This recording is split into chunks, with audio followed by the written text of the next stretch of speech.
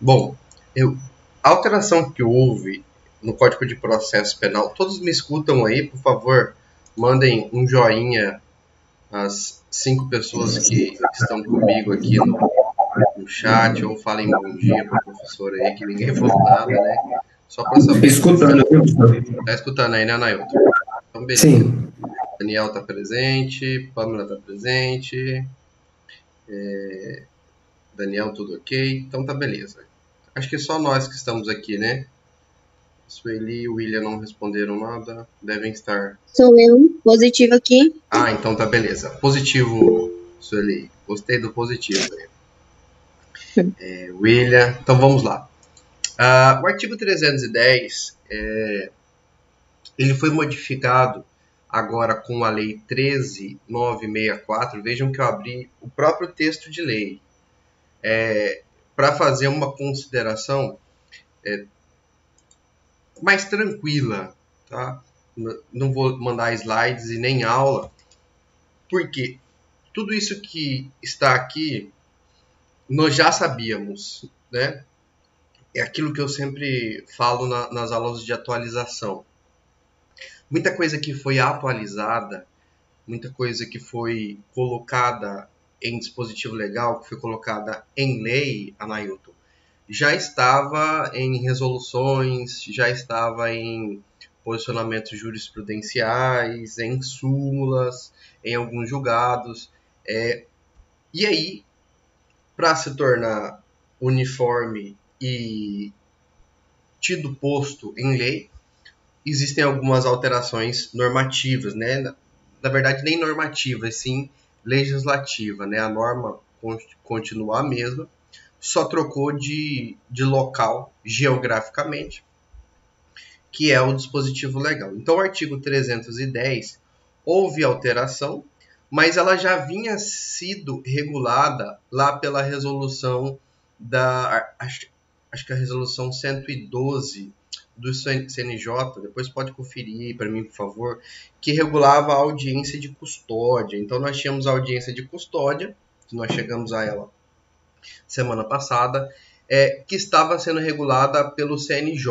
O CNJ, então, o Conselho Nacional de Justiça, regulando ali a audiência de custódia, dando parâmetros e autorizando o dispositivo chamado audiência de custódia. Vinha ali de uma forma experimental, um plano piloto, um experimento, um projeto chamado audiência de custódia, que agora então foi transportado para o artigo 310, de acordo com a lei 13.964,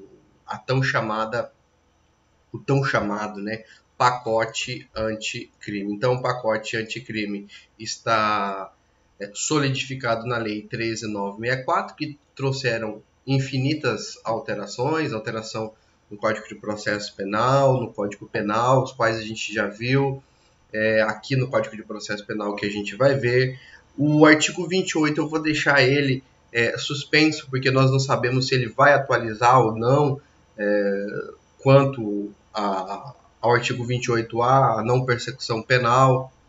Então eu vou deixar eles. A persecução penal já está acontecendo, mas eu falo o juiz das garantias. Se até aí o findar do nosso semestre, lá para novembro e dezembro, alguma coisa modificar, a gente faz algumas ponderações com ele, tá? Mas que você saiba que ele está sob júdice, né? O STJ, se eu não me engano, o Fux, que é relator dessa demanda, suspendeu o juiz das garantias lá do artigo 28. A não persecução penal, que é aquela possibilidade de um ajuste, de uma transação penal, né? Você que aprendeu transação penal com a aula que eu mandei, gravada da Lei 9.099 de 95, a Lei dos Juizados. Se vocês não conseguiram pegar porque vieram depois na turma, eu posso mandar de novo lá no WhatsApp, tá? Não tem problema, faz o link, vai lá no YouTube e assiste a minha aula de legislação penal extravagante, que é juizados especiais. Seria interessante. Então, a não persecução penal, Sueli, seria a mesma coisa da transação penal. Se você sabe o que é transação penal, você vai saber o que é não persecução penal, ok? Que a gente pode deixar para um outro momento em retornando aí às atividades fluentes do STJ, do STF e pacificando o juiz das garantias. Mas o que já está pacificado, que já está sem júdice nenhum, né, não está sobre julgamento nenhum, não está sobre embargo nenhum, então as alterações que tiveram no artigo 310 até o artigo 313, que falam aí dos tipos de prisão. Na aula passada a gente relembrou quais são as hipóteses de flagrante, citei alguns flagrantes ilegais, ou seja, aqueles que não estão de acordo com o artigo 302 do CPP. Passamos pela delegacia, onde o delegado vai lavrar o auto de prisão em flagrante, e aí, resumido esse auto de prisão em flagrante, de acordo ali com o artigo 304 até o artigo 309, chegamos então na famigerada audiência de custódia, de acordo com o artigo 310. O artigo 310 nos diz: após receber o auto de prisão em flagrante, no prazo até de 24 horas, após a realização da prisão, o juiz deverá promover audiência de custódia, com a presença do acusado, do seu advogado constituído ou membro da Defensoria Pública e o membro do Ministério Público, e nessa audiência o juiz deverá fundamentadamente. Veja que todas as palavrinhas aqui têm razão, viu, Anailton? Todas as palavrinhas aqui, Daniel, têm uma função. Esse fundamentadamente aqui é justamente o que os professores sempre pedem ao longo da faculdade, né? Fundamente a sua decisão, né? De onde você extraiu isso, qual foi o artigo que você selecionou, qual foi o instituto que você escolheu, por qual razão você tomou essa decisão. Porque ao longo da sua vida profissional é o que você mais vai fazer, é fundamentar, ou seja, fazer um link daquilo que você está falando, daquilo que você está escrevendo. Inclusive vocês que são nono semestre, atentem-se a isso, tá? Escreveu alguma coisa, cita o fundamento legal, de onde você extraiu aquilo. Não precisa ficar transcrevendo artigo. OAB, você não transcreve artigo. De acordo com o artigo 310, após receber o auto de prisão em flagrante. Não escreva artigo nas suas peças, tá? Então, simplesmente coloca lá, 310, 312, tá? Sai apertando lá o número dos artigos, tá escrevendo o número dos artigos, que já é suficiente, ok? Então, artigo 310 nos fala que o juiz vai ter duas decisões a tomar. A primeira está contida no inciso 1, que é relaxar a prisão ilegal. Qual prisão ilegal? A prisão em flagrante, é óbvio. E como ela pode estar ilegal, Anailton? Ilegal formalmente, de acordo com o artigo 306, e ilegal materialmente, de acordo com o artigo 302. Então, não obedece nenhuma das hipóteses do artigo 302, que são as hipóteses de flagrante legal. Então, nós temos um flagrante ilegal. Então, o artigo 302 é material. Anota aí no seu caderno. Já o artigo 306 são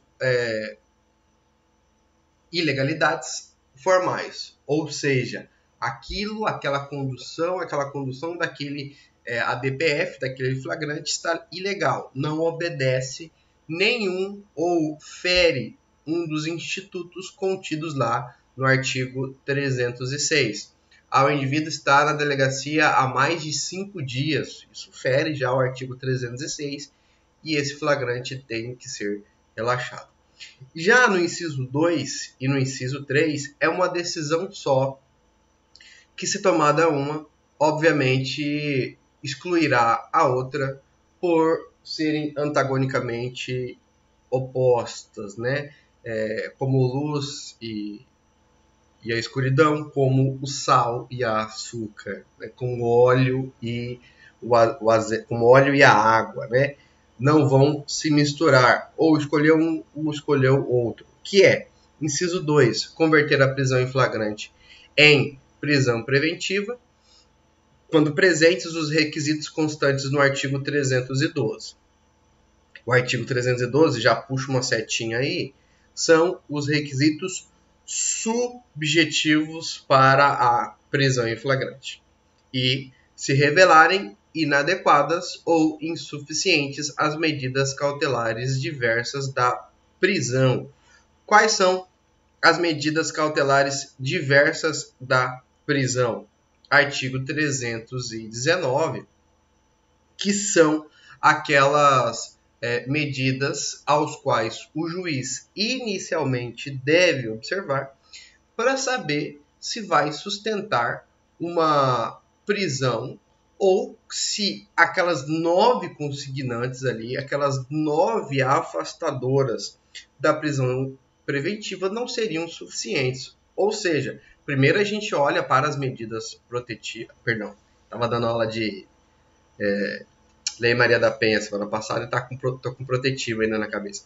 Medidas cautelares, as protetivas também são cautelares, mas as medidas cautelares são aquelas aos quais afastam a prisão preventiva, são opções aos quais o juiz deve optar ao invés de inicialmente olhar para o 312.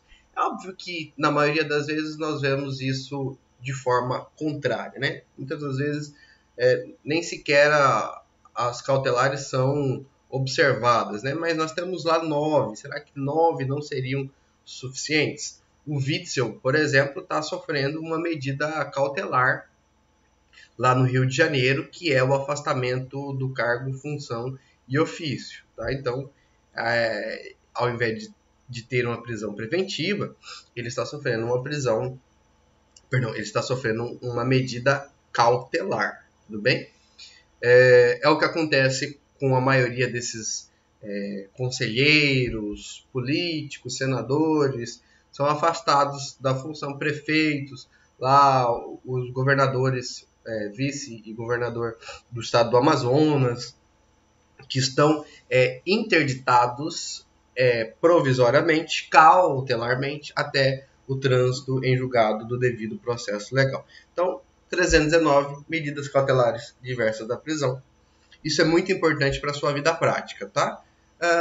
Ali na sua feitura da prova da OAB é importante, porém, tão somente saber que você sabe das medidas cautelares e que elas devem ser analisadas inicialmente, ao invés da prisão preventiva propriamente dita, ok?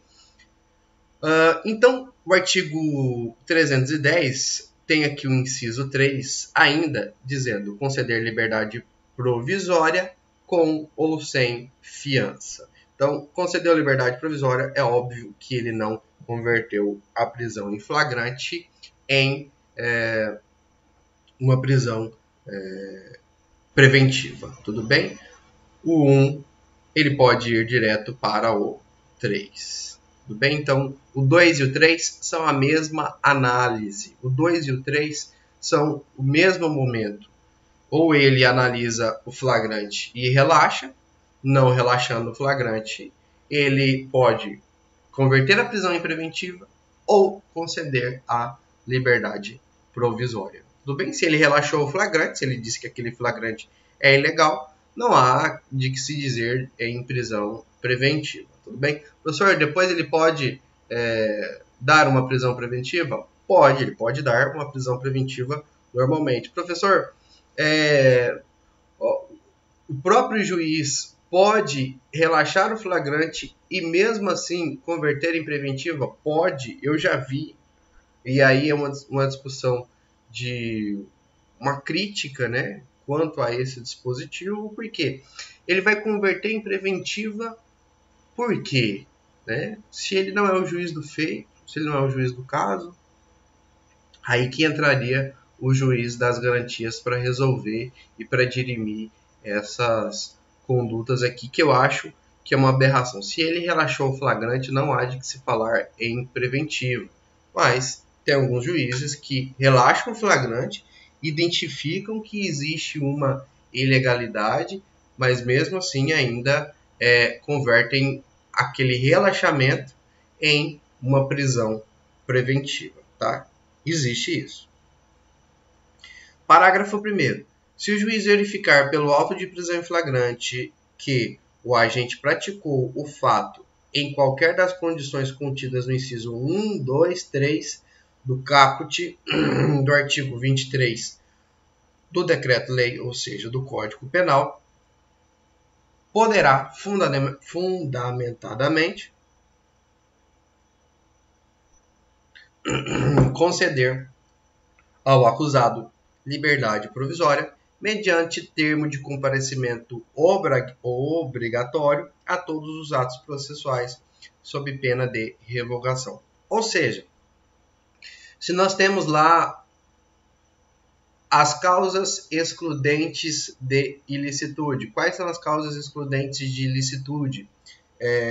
Legítima defesa, estrito cumprimento do dever legal e estado de necessidade. Se o indivíduo está incorrendo formalmente em um desses requisitos aí das excludentes de ilicitude, então nós temos uma possibilidade, além da excludente, da suspensão, da liberdade provisória.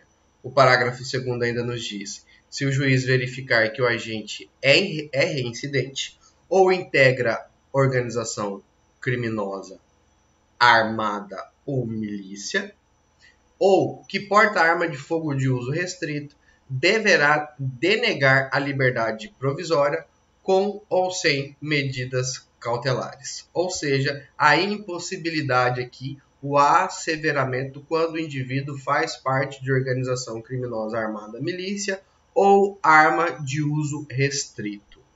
A autoridade que deu causa sem motivação idônea a não realização da audiência de custódia no prazo estabelecido no caput desse artigo responderá administrativamente, penalmente, pela omissão, como é o caso da lei de abuso de autoridade. Então, eu remeto vocês também à lei de abuso de autoridade, que houve agora em 2019. Eu tenho já a aula gravada, que vai servir para vocês também.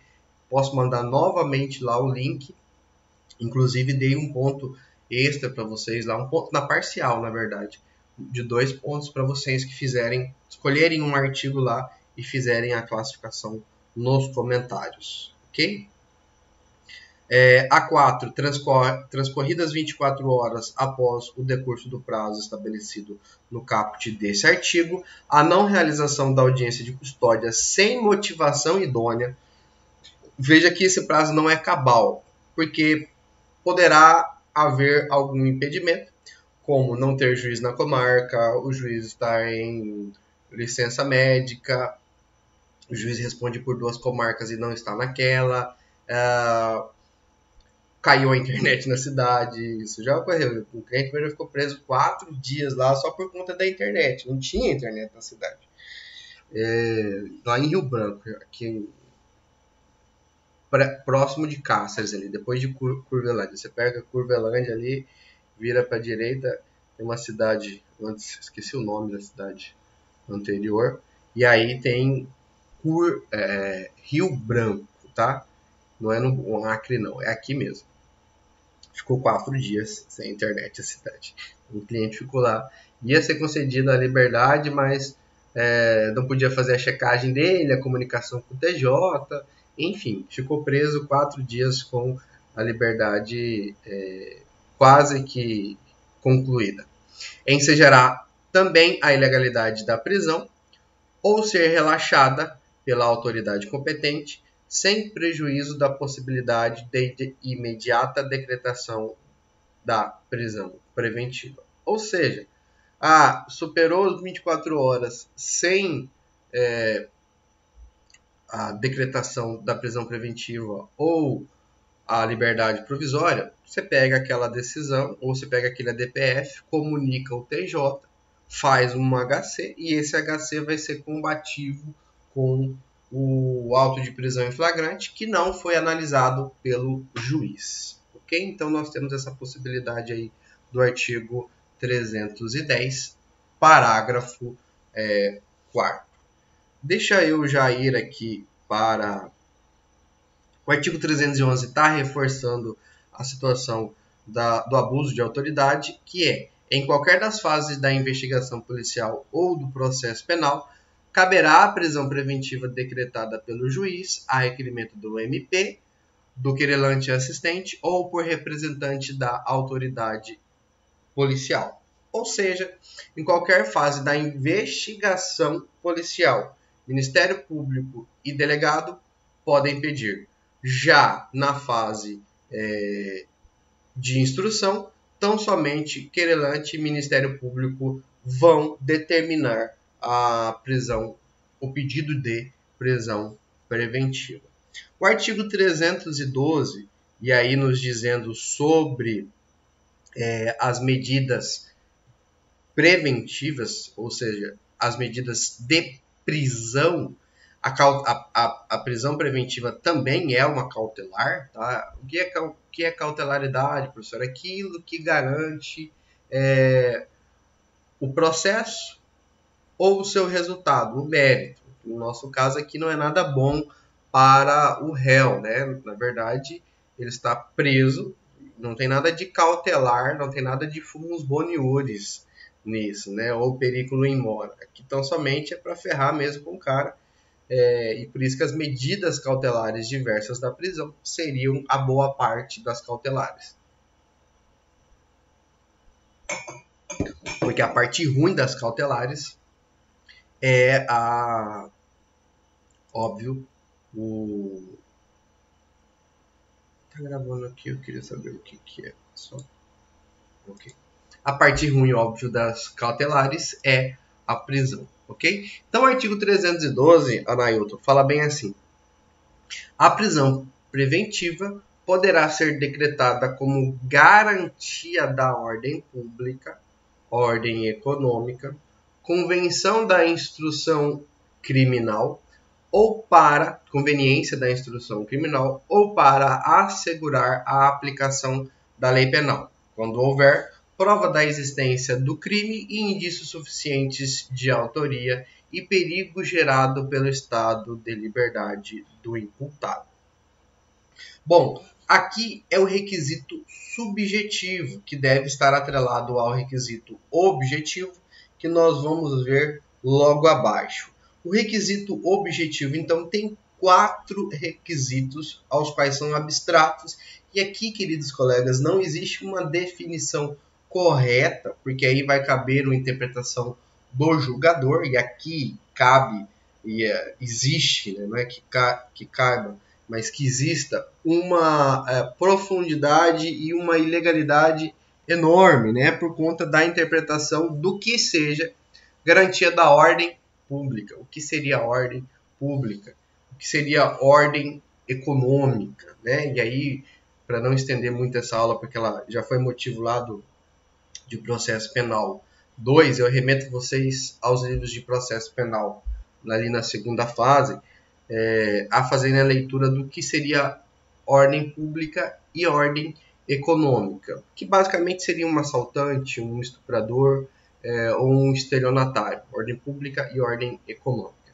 Já por conveniência da instrução criminal, é aquele indivíduo que está faltando, às vezes que é chamado para as audiências de instrução, não comparece aos atos processuais, ou está ameaçando testemunhas, ameaçando vítima, está modificando o cenário do crime.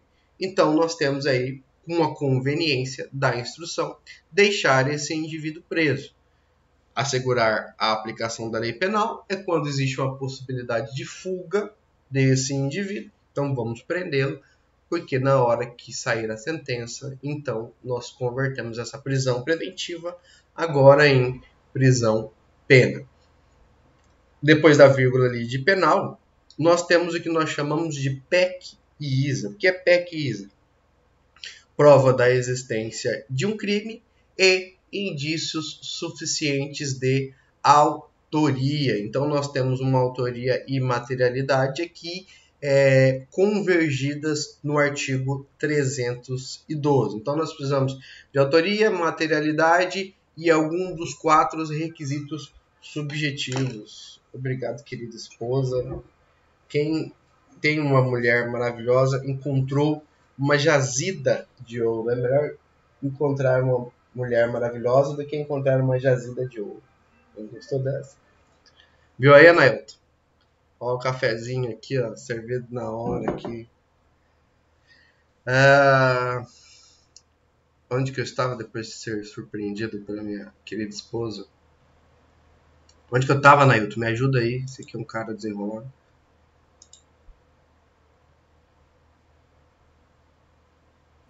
Professor, então, olhando aí o senhor elogiando a esposa do senhor, que eu pensei, também tem uma aqui maravilhosa, e aí eu entendo o senhor elogiando.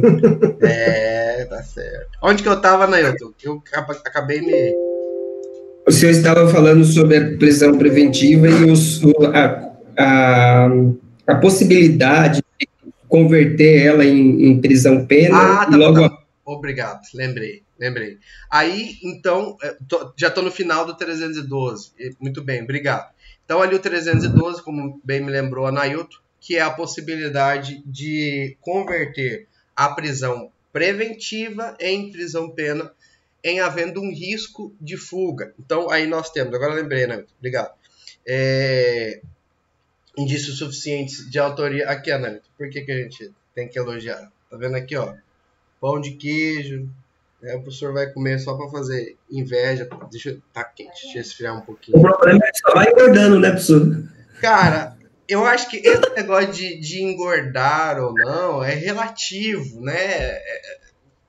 Mas tem que trocar o guarda-roupa. Cara, quando eu era... vou cantar um funk pra você. Quando eu era prego, o diabo me batia. Agora eu sou martelo, bato nele todo dia, né? Quando eu era pobre, eu não tinha a possibilidade de estar comendo o que eu queria e a hora que eu queria. Agora que eu tenho dinheiro, eu vou comer, eu vou gastar, eu vou fazer as coisas. Entendeu, Anailton?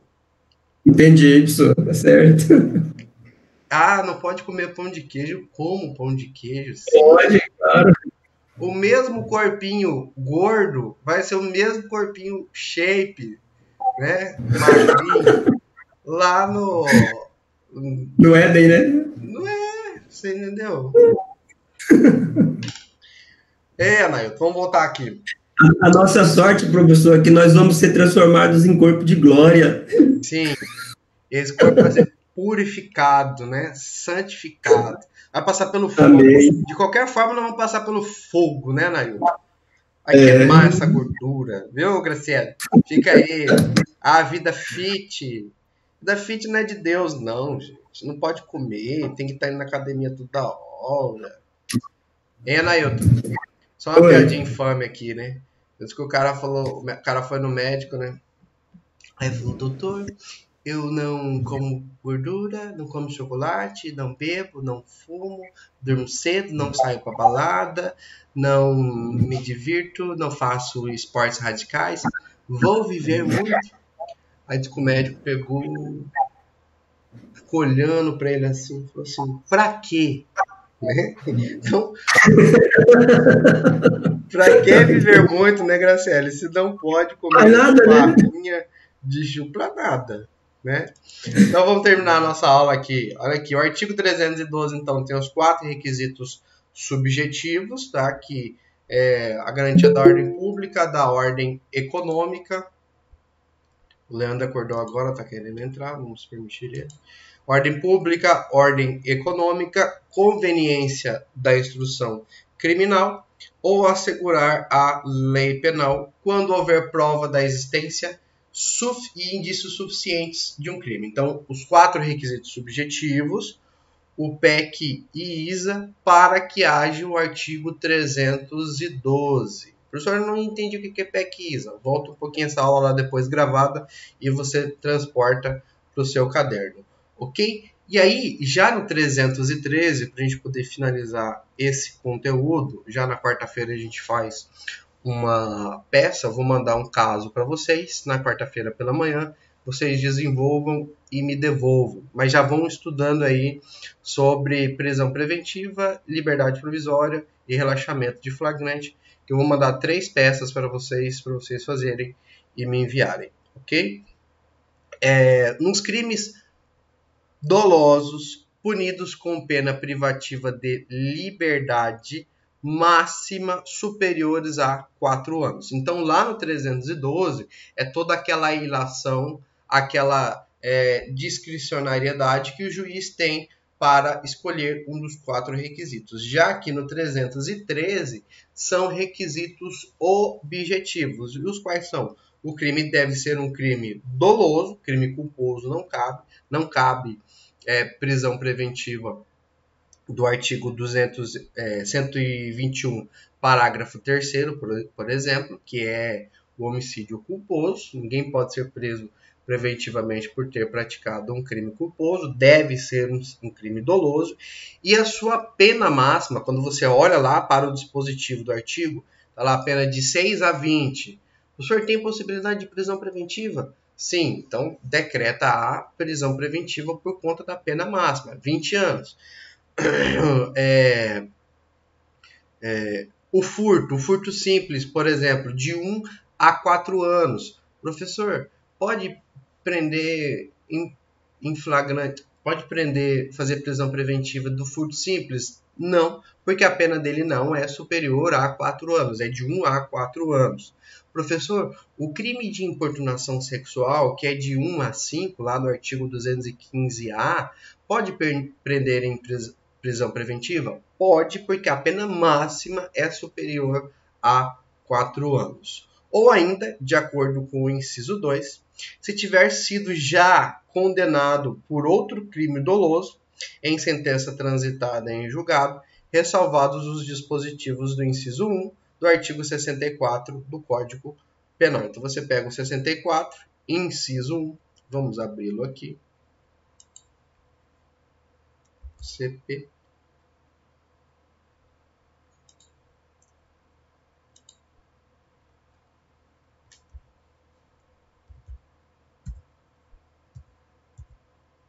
Inciso 1.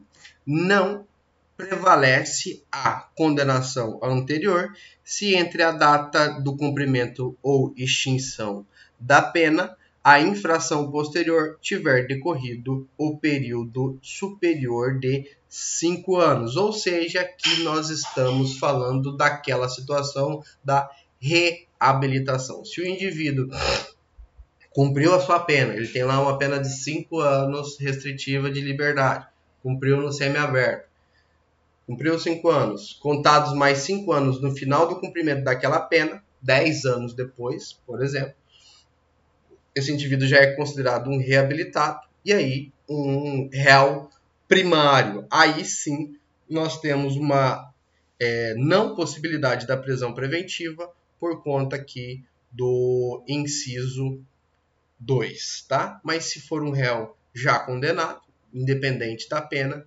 nós temos aqui a fixação da prisão preventiva.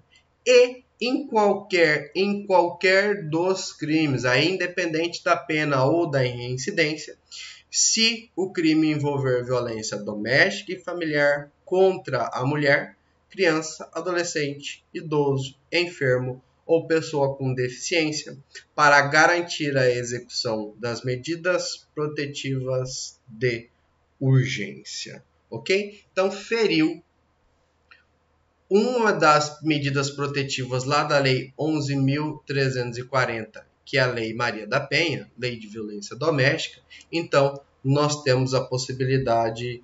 Estelionato é de 1 a 4, né, Leandro? Estelionato simples, vamos ver o estelionato. Leandro me faz cada pergunta que me deixa de contrapé. O Leandro é aquelas provas de delegado. Estelionato, cabe? Vamos ver. 171. Estelionato. Reclusão de 1 a 5 anos. Aí sim, Leandro. Reclusão de 1 a 5 anos, então estelionato cabe prisão preventiva. Vamos conferir o furto, né? Que às vezes o professor erra também. O furto já pode. Que é de 1 a 4 anos, tá? Se for furto simples, tá? Porque o qualificado, olha ali, qualificado já tem a pena de 4 a 10 anos e de 2 a 8 anos. Então, qualificado, sim, cabe prisão preventiva, ok? Deixa eu parar a gravação aqui para depois mandar para os outros colegas, aqueles aos quais não conseguiram assistir a aula de agora.